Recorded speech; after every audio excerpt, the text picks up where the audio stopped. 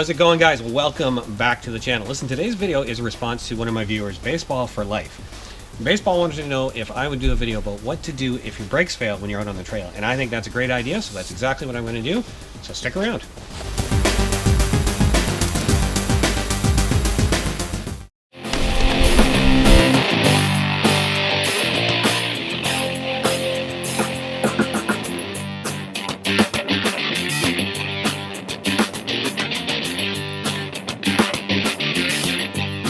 All right, guys, I think that's a great topic to talk about because it's actually a much bigger challenge if you lose your brakes on a snowmobile than it is in, say, a car where you have front and back brakes and even an emergency brake, and a lot more engine braking, right, with an automobile, because your wheels are connected directly to the engine and the transmission, and as it slows down, you can gear down. There's things like that you can do if your brakes go out on an automobile. Even a motorcycle or a bicycle will have independent front and rear brakes, and probably they're not both going to fail on you.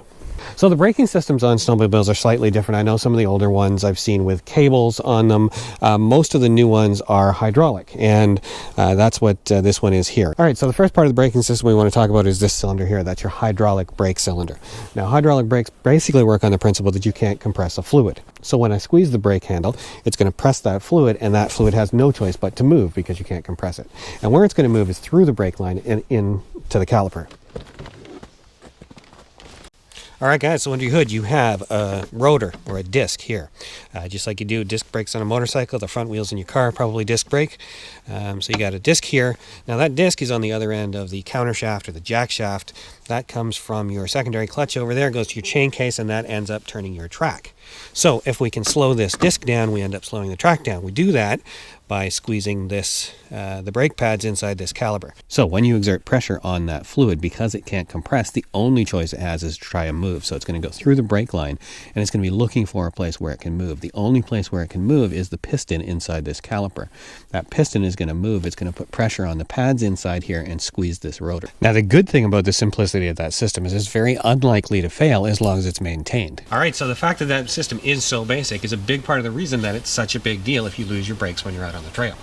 Okay, the only thing that is going to slow this snowmobile down is the track, right? So the friction that's on that rotor slows your track down, and that's going to stop your forward movement. So there's not a lot. Now I have to think about this a little bit because, I'm sort of going through it in my mind, and there really isn't a lot of options, right? You're just going to have to sort of steer it through, try not to hit anything. So, but I did want to make sure that I was giving you guys a fairly good answer. So I did reach out to a fellow you might have heard of. His name is Craig Nicholson. He goes by the Intrepid Snowmobiler. Now this is a guy I really respect his opinion. This guy really lives for snowmobiling. He puts on thousands of kilometers in a year, rides more than anybody I know. He has a blog. If you Google him, the Intrepid Snowmobiler, you'll find it. So a lot of Craig's feedback was just really good common sense. So one is obviously the faster you're riding when it happens, the more trouble you're going to be in, right? That's a given. Same if it happens in a corner or if there's a sled ahead or an obstacle that initiated your braking maneuver. Now he felt that if you have a 4-stroke, there's more engine braking than there is with a 2-stroke. But again, with a snowmobile, you're not going to have a lot of engine braking. He also says you want to steer to a stop and use any deep snow if possible to help stop or cushion the stop. Obviously hitting hard objects are going to cause more damage, so you should try to avoid them. Now, Craig also pointed out that, whether or not to stay with the sled or bail off is a bit of a crapshoot. And, I would add that I think it's always best, if it's safe to do so, to remain on and in control of your snowmobile, obviously. But there's times if you're near a steep drop where, bailing may be a more sensible thing to do, and you need to make that call at the time. Now, the other thing I asked Craig about, and I kind of agree with his opinion on this as well, is should you kill the engine if your brakes fail? And he said no, and basically for 2 reasons. One is you've already got enough to think about without going for the kill switch, and 2, you may need the engine power to help you maneuver when you're steering that sled to a stop. All right, guys, so the basic message here is keep your head cool, keep the engine running, try and steer it out so you can slow the snowmobile down, find yourself some snow, and avoid anything in your path. So, not a lot of options, right?